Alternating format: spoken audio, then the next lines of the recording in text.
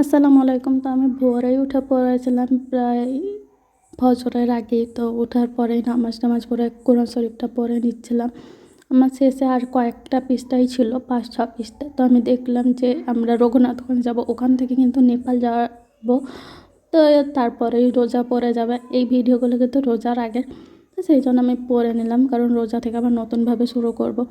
আর জড়িবুটি টিটা বানাতে গিয়ে কিন্তু মানে ঢালার টাইমে কিন্তু আমার আঙুলেও একটু পড়ে গেছিলো গরম গরম। তো এই দেখো আমি ওষুধও লাগিয়ে নিয়েছিলাম আর দোয়াও পরে দিয়েছিলাম, কারণ দোয়াটা আমার খুবই কাজ করে, কোনো দাগ হয় না আলহামদুলিল্লাহ। আর তারপরে এই দেখো আমি এই সাবানের হ্যাকটা কিন্তু সোশ্যাল মিডিয়াতে দেখেছিলাম।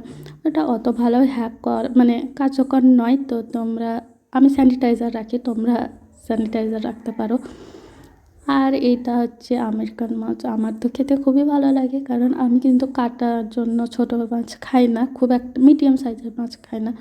আমি আমেরিকার পেটি এইসব মাছগুলো খুব খেতে পছন্দ করি। আর খেয়েছিলাম, রান্নাটাও বেশ ভালো হয়েছিলো। আর এইভাবে কিন্তু আমি সোশ্যাল মিডিয়াতে একটা হিজাব টিউটোরিয়াল দেখার পর ট্রাই করেছিলাম, ওটাও কিন্তু বেশ ভালোই হয়েছিল। বাট একটু অসুবিধা হওয়ার কারণে আবার আমি খুলে দিয়ে অন্যভাবে করেছিলাম। তারপরে আমরা বেরিয়ে গেছিলাম বহরমপুর। ওখান থেকে বাস ধরে যাব জঙ্গিপুর, দেন রাতে আমাদের ট্রেন আছে। তো ওখান থেকে যাব, রাত্রেবেলায় বের হব। আর আমি ভাবছিলাম এখানে যাতে করে মানে গেট নামিয়ে না দেয়। তো আলহামদুলিল্লাহ এখানে তো রেল গেট নামায়নি, বাট বহরমপুরে কিন্তু যে জ্যামের মধ্যে অনেকক্ষণ ফেঁসে গেছিলাম। তো আমাদের যেতেও কিন্তু অনেক দেরি হয়ে গেছিলো। আর ভিডিওটা এখন আমি বসেছি, বাট ভিডিওটা মেবি 23-24 তারিখের। তো এখন আমি দিচ্ছি। আর এখানে আমরা অটোতেই বসেছিলাম, কারণ যাচ্ছিল না। আর অটো বলে তাও একটু তাড়াতাড়ি গেছিলাম, বাস হলে আরও একটু দেরি হয়ে যেত। আর এখানে গিয়ে আমরা অপেক্ষা করছিলাম আমার বড় মাসি আসছে, আর আমরা এদিক থেকে যাচ্ছিলাম।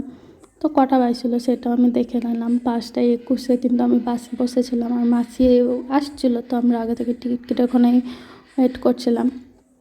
তারপরে বাস ছেড়ে দিয়েছিল আর আমরা চললাম। মানে অনেকটাই দেরি হয়ে গেছিলো, মানে আমাদের যাওয়ার কথা ছিল প্রায় 2টোর সময় বের হওয়ার কথা ছিল, আর এখন বাজছে 5টা 44।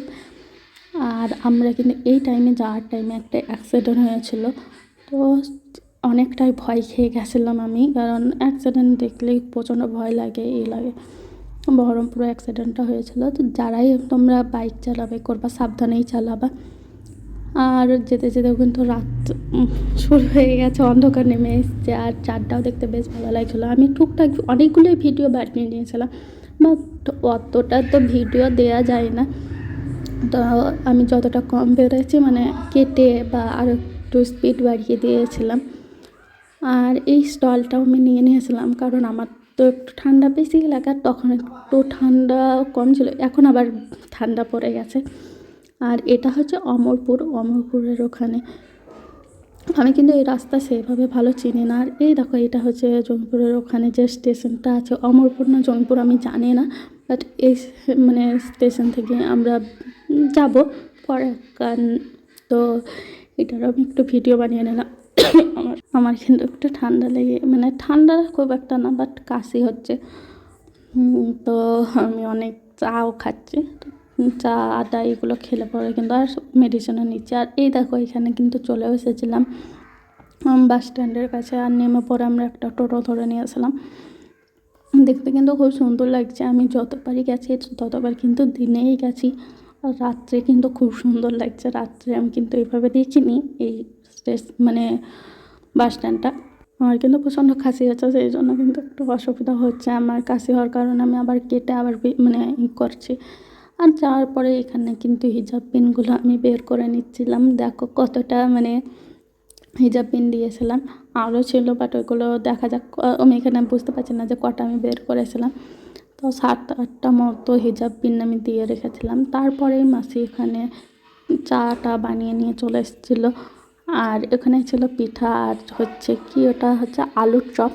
ওটা কিন্তু দারুণ ছিল খেতে, বেশ ভালো লাগছিলো। আলুটাকে কিন্তু গ্রেট করে নিয়ে তারপরে পেঁয়াজির মতো, ফার্স্ট টাইমে দেখলে পরে সবাই পেঁয়াজি ভাববে, বাট ওটা হচ্ছে আলুর চপ। তো খেতে বেশ ভালোই লাগছিলো। আর এই দেখো আমি কিন্তু আমার জন্য লাল চা কারণ আমি লাল চাই পছন্দ করি। এইটা ছিল নারকেল পিঠা, এটাও খেতে বেশ ভালো লাগছিলো, বাট আমার তো আলুর চপটা বেশি পছন্দ হয়েছিল। তো আমি কিন্তু অনেকগুলোই খেয়ে ফেলেছিলাম খাবো না করে। তারপরে চলে গেছিলাম মার্কেটে, কারণ ওখানে কিন্তু জামার গুলোর প্রাইস অনেকটাই কম হয় আমাদের তুলনায়, আমাদের এদিকে অনেক বেশি হয়।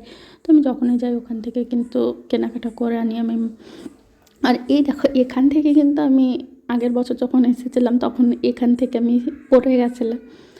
ভাগ্যবশত আলহামদুলিল্লাহ আমার ছোটো বোনটা সামনে ছিল আর ওই ধরে নিয়েছিল, না হলে কিন্তু আমার মুখের অবস্থা একদমই বেহাল হয়ে যেত। তারপরেই আমরা আসার পরে 11টার সময় খাওয়া দাওয়া শুরু করে দিয়েছিলাম। আমি কিন্তু রাতে রুটি খাই, আমি কিন্তু ভাত একদমই কোনো দিনই খাই না, আর আমি খেতেও পারি না। তো এখানে আমি রুটি খাচ্ছিলাম, কিন্তু আমার সবজি লাগে, আর তিতো কলার দিয়ে আলু ভাজিটা আমার দারুণ লেগেছিলো। তো আমার মানে আমি খেয়েছিলাম, তারপরে কিন্তু একটা শেষও হয়ে গেছিলো, নাহলে আমি আরও খেতাম। আর মাংস, আমার তো চিকেন খেতে বেশ ভালোই লাগে। আর ছিল ওটা হচ্ছে কি বলে মোচা ভাজি, ওটাও বেশ ভালো হয়েছিলো, বাট আমার আলু ভাজিটা বেশি ভালো লেগেছিলো। আর আমি চাটনি খেতে কিন্তু অনেক পছন্দ করি, তো আমার জন্য চাটনিও ছিল, রেখেছিলো মাসি দিল, তো ওটাও নিয়ে নিলাম, ওটাকে বাদ দিই কেন। আর আমাদের স্টেশনে পৌঁছানোর কথা ছিল 12টায়, বাট আমরা বের হচ্ছি দেখো মানে পুরো 12টার সময় বের হচ্ছি, বাট ট্রেন দেরিতে এসেছে।